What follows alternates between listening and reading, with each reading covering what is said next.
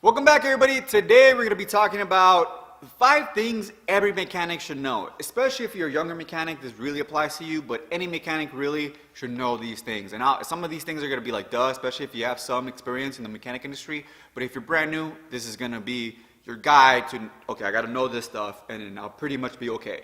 Okay, you always got to progress, but if you know these things, you're going to be okay.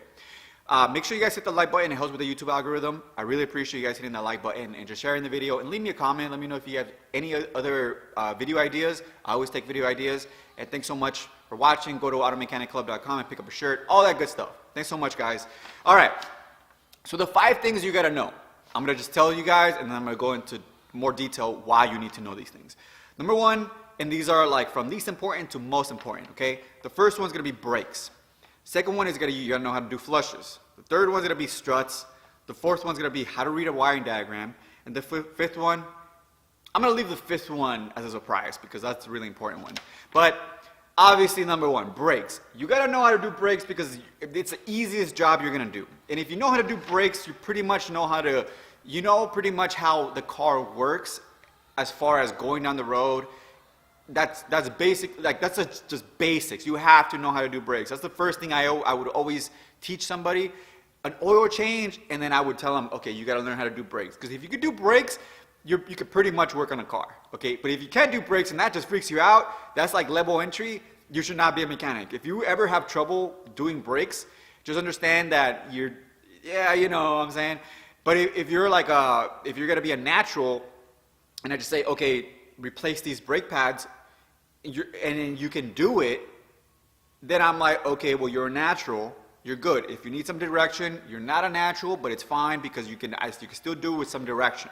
You just need more practice. So brakes is like baseline to get into the industry. If you guys ever want to know whether or not a guy is going to be good at working on cars or just good with machines in general, throw him on some brakes and see if he can do it. If he twists up the line and he just doesn't know where one bolt goes and he's freaking out and he's like, I don't know how do you put this brake pad in, the clip, it's there, then understand that he might not be a good mechanic or good with his hands in that sense, okay? So that's number 1. Second thing is flushes. The reason why flushes are so important for you guys to learn right off the bat or just know in general is because if you know how to do a flush on a car, whether it's coolant, transmission, differential, engine, or brake, whatever system that needs fluid, if you know how to do that, you know how the system works because you learn so much.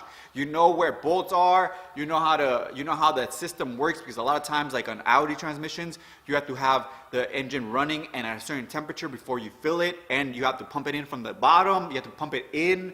You learn a lot just by learning how the fluids work with that component. If you know how to do a brake flush, you just learn so much. The cooling systems as well. You learn where everything is, how the coolant goes in, how it goes out, if you're doing an actual flush or just drain and fill. Engines, like doing an oil change, that'll teach you a lot. Like it teaches you how to remove the cover, it teaches you about covers, it teaches you about oil filters and how they go, how to properly do that. There's just so many things that you learn just by doing flushes. Like general stuff. Like you just learn about the car just by doing a flush. And a lot of these things, guys, is just learning about the car. If you can do this, you learn like 80% about what the car is about. If you know how to do a transmission flush on an Audi, or even a Mustang, like a newer Mustang, we have to pump in the fluid, or a Chrysler, for God's sakes. If you know how to read the freaking if you know how to, you have to get like another dipstick, and if you know that, and you figure that out, you can pretty much figure out anything on a car. Okay, so flushes is a very important thing for you guys to learn, and I recommend that you guys learn how to do flushes. If you're new in the industry, learn it. Anytime somebody's doing a flush, go over there and ask them what they're doing because you're going to learn so much just by doing flushes. The third one's going to be struts. Struts is more like high-level stuff, but you learn pretty much everything about the suspension system of the car. And if you could do a strut, you could do anything on a car. Basically, or not everything on a car, but maintenance-wise, you could do pretty much any maintenance on a car if you could do a strut. Why? Because you learn how to remove all the suspension components. And a lot of times you have to remove the control arms, you have to remove the strut tower. There's so much to it that you learn from just doing a strut. Struts, highly recommend. The fourth one, how to read a wiring diagram. Now, again, this is like number 4 because this is like the order of like things that I think you should do first and then like last. Actually, this is like the last one, the surprise one, is going to be the most important one. But I wanted to leave it at the end because I wanted to give you guys a surprise. Reading a wiring diagram is very, very important because if you can read a wiring diagram, that means you're ready to get into the diagnostic side of things. If you can't read a wiring diagram, there's no reason why you should be doing diagnostics at all. Because most of the diagnostics come down to reading wiring diagrams on multiple different cars. If you're using Mitchell, luckily for you, Mitchell simplifies everything and it gets everything the same.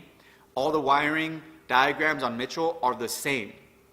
Like they work the same. Like they have a square, like a rectangle computer, they have all the wires, and they go to the next page, and that page goes into like little box, which is like the fuel pump, and like all the signs and everything are the same on Mitchell. On our data, they actually use the wiring diagrams from the manufacturer. So every wiring diagram looks a little different, but if you know how to read a wiring diagram, you'll figure it out, okay? Because like they just use different things to mark a sensor. If you guys know how to read wiring diagrams, you don't understand what I'm saying, okay? And the last one, guys, and I think this is the most important, so I probably should have put this in the front, but it is what it is, surprise. How to use Mitchell, how to use our data, how to use these systems that teach you or that tell you all the specifications about a car. If you know how to use Mitchell efficiently and correctly, you'll be able to fix a car. Why? Because Mitchell and our data and all these other companies that have these programs, all these programs, they're a how to fix a car. They basically give you all the instructions on how to remove, replace, and repair a vehicle. If you know how to use a diagnostic trouble tree, you put in a P0420 on an 02 Chevy Silverado, it'll tell you exactly how to diagnose that check engine light for you to figure out the problem. If you want to know how to remove a water pump, it'll tell you exactly what bolt to remove, which ones in what order, what to do when you're sealing it back up.